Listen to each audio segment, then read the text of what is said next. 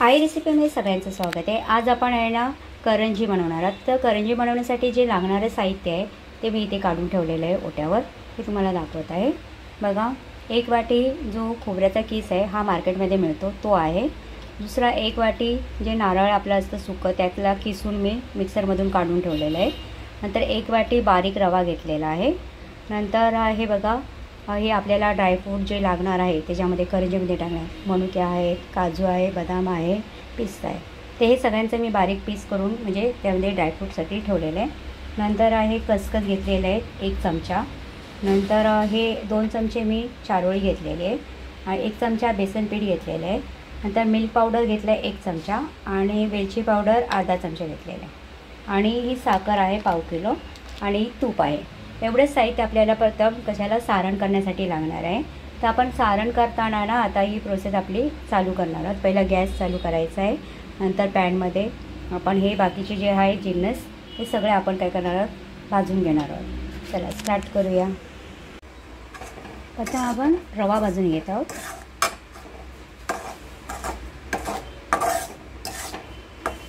रवा भाजताना प्रथम थोडंसं तूप कढईमध्ये टाकायचं म्हणजे आपला रवा लागत नाही आणि हळूहळू आपण याला भाजून घ्यायचं। सगळं आपण आता हे सगळं भाजून घेणार आहोत। आता मी फटाफट भाजून घेते।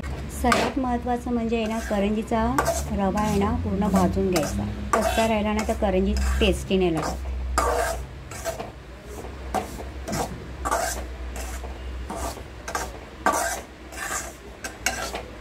कलर जरा थोडा चेंज होईपर्यंत भाजायचा। आता आपण सुकं खोबरं भाजून घेतो।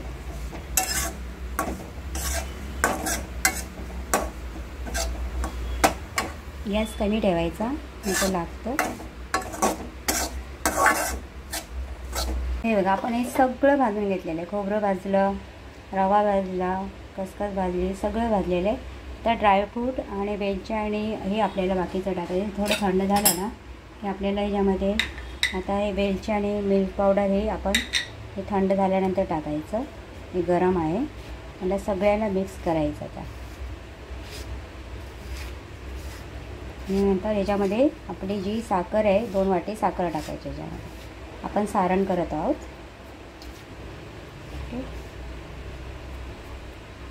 आता हे वेलची आणि आपलं मिल्क पावडर त्यात ॲड करत आहोत।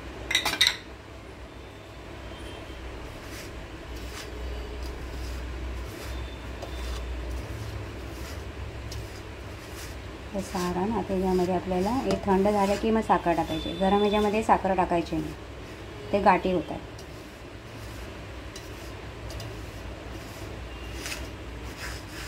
गरम आहे जरा आणि नंतर आपण साखर टाकणार आहे म्हणजे पिठी साखर टाकायची।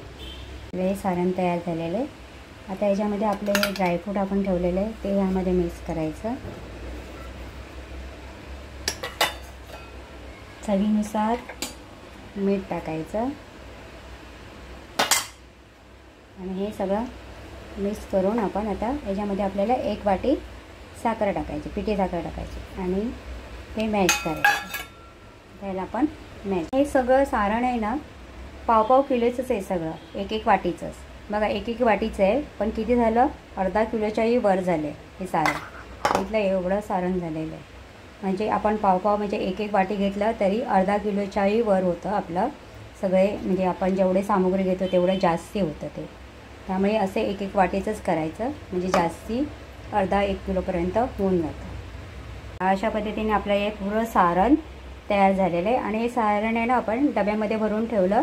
आपल्याला जेवढ्याला पाहिजे तेवढे आपण करंज्या करू शकतो आणि उरलेलं सारण आपण आहे ना नंतर आपल्याला कधीही वेळ मिळाला तर आपल्याला खाऊ वाटले तर आपण तेव्हा आपण करू शकतो।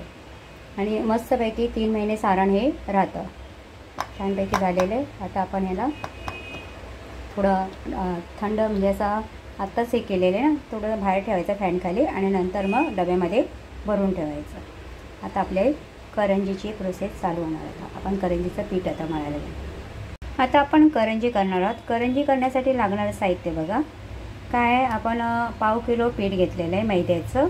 ओके, मैद्याचं पीठ घेतलेलं आहे। त्यामध्ये आपण आहे ना दीड चमचा रवा टाकलेला आहे त्याच्यामध्ये चवीनुसार मीठ टाकलेलं आहे आणि आपण 1 चमचा तूप घेणार आहोत आणि ते तूप गरम करून ह्यामध्ये टाकणार आहोत। आता पहिलं आपण तूप गरम करायला ठेवूया। तूप गरम करायला ठेवले आणि आता 1 वाटी पाणी घेतले, जसं लागेल तसं आपल्याला मळायचं आहे। चला आता हे तूप गरम झालं की तूप ह्याच्यामध्ये ओतायचं आहे।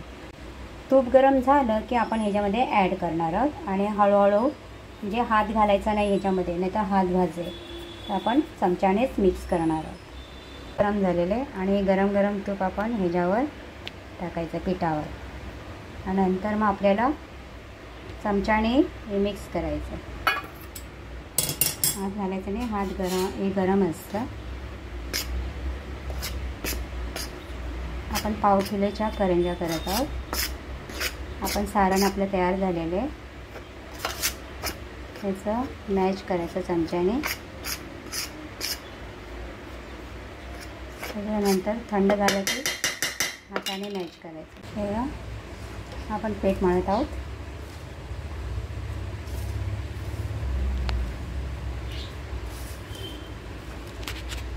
आपलं पीठ आपण मळून ठेवलं आहे करंजीचं मस्तपैकी। बेसते ओला कपडा आपण ठेवायचा, म्हणजे ते थोड्या वेळाने आपण जेव्हा करणार ना तेव्हा मग आपण काढायचा कपडा। इथे मी पीठ पण घेऊन ठेवलेले आणि हे कॉर्नफ्लॉवरचं पीठ घेतलेलं आहे आणि त्यामध्ये तूप टाकलेले, हा साठा तयार केलेला आहे।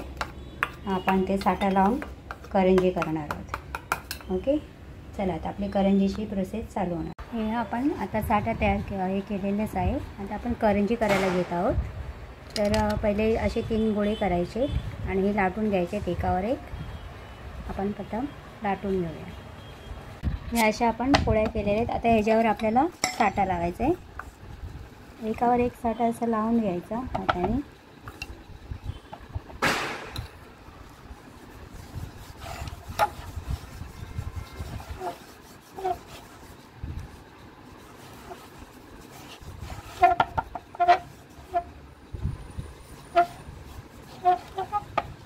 दुसरी पोळी त्यावर ठेवायची।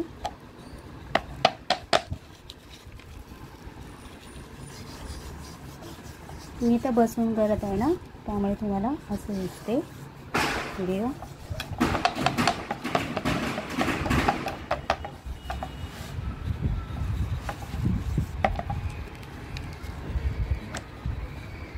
नंतर तिसरी पोळी ठेवायची त्यावर, परत साठा लावायचा।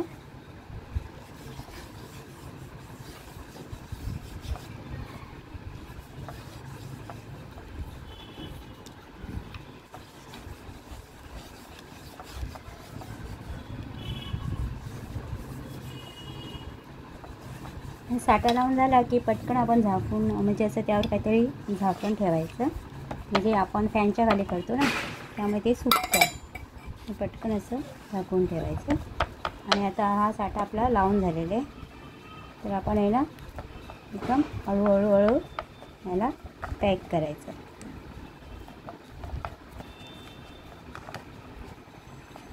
ओके, असा रोल करायचा। हा आपला रोल झालेला आहे आणि मग ह्या रोलला आपण मधोमध असं कट करणार, नंतर पीस करणार। आता मी ते करून घेते। आपण मधोमध कट केले आणि आता याचे आपल्या जेवढ्या आकाराचे करंजीचा जेवढा गोळा हवा आहे तेवढे आपण यांना कट करणार आहोत। आपण असे करून ठेवलेले आहेत। आता यातला आपल्याला जो एक हवा आहे करंजी करण्यासाठी त्यातला एक गोळा घ्यायचा आणि तो गोळा घेतल्यानंतर आपण याला असा प्रेस करणार आहोत। ओके, असा प्रेस करून आता आपण याला लाटणार आहोत। अशी पोळी लाटायची आणि नंतर मग त्याच्यामध्ये सारण भरायचं, थोडं बाजूने पाणी लावायचं आणि नंतर असं प्रेस करायचं आणि आपला सारणचा चमचा आहे त्याने कट करायचं। ओके, हे आपली करंजी झालेली आहे। अशा पद्धतीने आपण सगळ्या करंज्या करून घेऊया। हे बघा आपल्या सर्व करंज्या झालेल्या आहेत आणि आता आपण करंजी तळणार आहोत। तेल गरम करायला ठेवलेले आहे आणि एक करंजी आपण टाकणार आहोत तेलाच्या त्यामध्ये। पहिले एक तळून घेणार आहोत.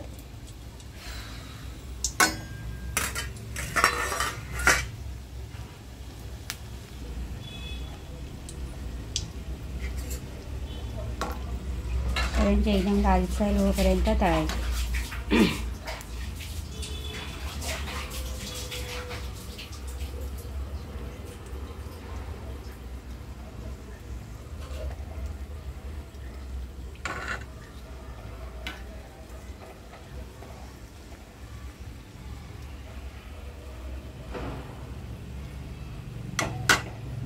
आपल्या करंज्या किती सुंदर आणि छान झालेले आहेत. मस्तपैकी झालेल्या आहेत आपल्या करंज्या. तर अशा पद्धतीने आपल्या सगळ्या करंज्या झालेल्या आहेत. लहर पण छान आलेले आहेत. दिसते तुम्हाला लहर आलेल्या. अतिशय मस्त लहर आणि खुसखुशीत एकदम आपल्या करंज्या झालेल्या आहेत. आवडल्या असेल तर लाईक करा, सबस्क्राईब करा आणि तुम्ही पण अशा पद्धतीने करंजी करा.